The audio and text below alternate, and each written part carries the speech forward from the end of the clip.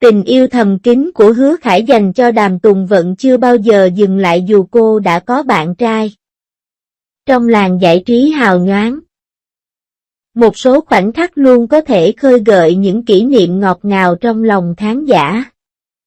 Mới đây, bộ ảnh rơ tơ chụp Hứa Khải và Đàm Tùng Vận tại trường quay bộ phim truyền hình Em đẹp hơn ánh sao đã làm dấy lên một cuộc bàn tán sôi nổi trên mạng. Đặc biệt là cảnh tôm công chúa đầy cảm động khiến người xem phải xuýt xoa.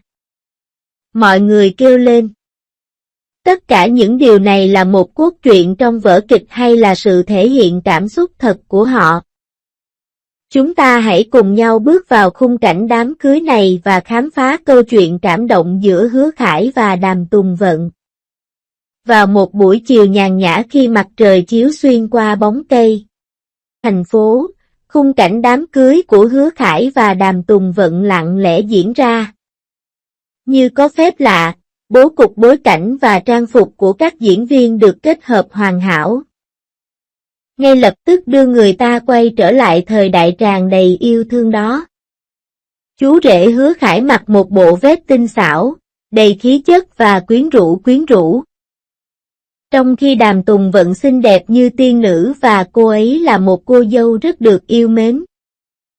Cảnh tượng này không chỉ khiến người qua đường phải dừng bước mà cả phóng viên cũng vây quanh và ghi lại những khoảnh khắc ngọt ngào của cặp đôi này. Với cái ôm tình cảm của Hứa Khải, bầu không khí ngọt ngào ngay lập tức thu hút sự chú ý của đông đảo cư dân mạng. Mọi người bày tỏ trên mạng xã hội, đây là đang quay phim hay là chuyện thật vậy? Tùng Vận khiến mọi người có cảm giác như họ thực sự đang nhìn thấy một cặp đôi hạnh phúc. Hứa Khải thậm chí còn thừa nhận rằng trong quá trình diễn, anh không chỉ chú ý đến diễn xuất bên ngoài của nhân vật mà còn chú ý đến việc thể hiện chân thực cảm xúc bên trong. Anh thẳng thắn nói, lúc đó, tôi thực sự có cảm giác như mình đang đứng trong hôn trường, cùng cô ấy thề thốt lời thề vĩnh cửu. Màn hình, ekip cũng cho biết họ đã nỗ lực rất nhiều khi quay cảnh đám cưới này. Từ việc xây dựng bối cảnh cho đến việc lựa chọn trang phục, thậm chí cả việc nghiên cứu chi tiết các mối quan hệ của nhân vật, mọi thứ đều đã được cân nhắc kỹ lưỡng. Để mọi khán giả có thể cảm nhận được không khí đám cưới chân thực, ekip cố gắng hoàn thiện từng chi tiết. Tính chuyên nghiệp này bộ loạt phim và cho phép khán giả trải nghiệm một bữa tiệc đầy cảm xúc.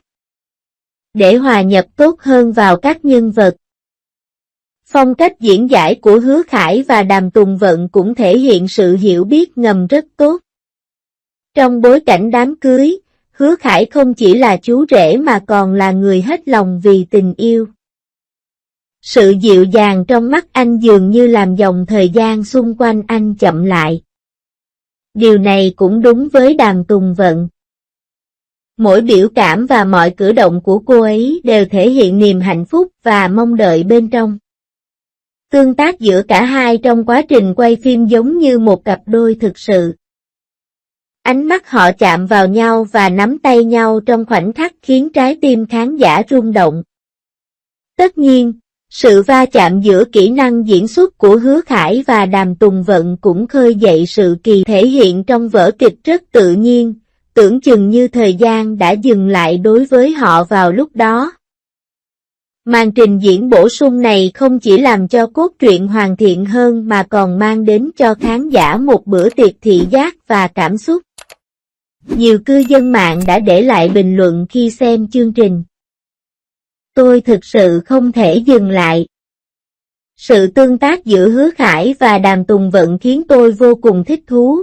Nghe phi hành đoàn càng diễn ra cảnh đám cưới, khán giả càng háo hức muốn biết sự tương tác thực sự giữa Hứa Khải và Đàm Tùng Vận trong quá trình quay phim.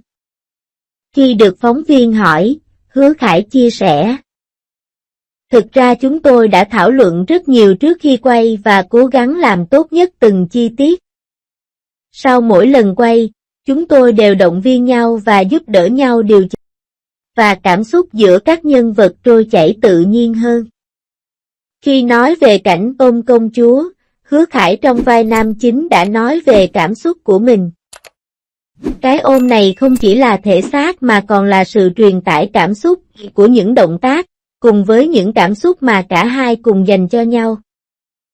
Có thể nói là sự diễn giải hoàn hảo về khoảnh khắc nắm tay nhau hướng tới hạnh phúc của đám cưới. Đàm Tùng Vận mỉm cười đáp lại, lúc đó, tôi thực sự cảm thấy có gì đó ấm áp. Cuộc giao lưu đơn giản này khiến khán giả cảm thấy tuy là một bộ phim nhưng sự cống hiến và cảm xúc đằng sau nó rất chân thực. Sau khi quay phim, Hứa Khải và Đàm Tùng Vận đã đăng một bài đăng tương tác trên mạng xã hội, đầy xúc động, cảm ơn vì đã có một nhân vật như vậy, đã cho tôi trải nghiệm tình yêu đích quan hệ suy đoán và kỳ vọng. Người hâm mộ đã vào bình luận để bày tỏ sự ủng hộ dành cho cặp đôi trên màn ảnh. Có người còn đùa rằng, cặp đôi này ngọt ngào đến mức tôi gần như không muốn chia tay. Cũng giống như trong quá trình theo đuổi ước mơ. Tình bạn sâu sắc giữa hai diễn viên dần hiện lên và trở thành kỷ niệm đẹp trong lòng mọi người. Trái tim.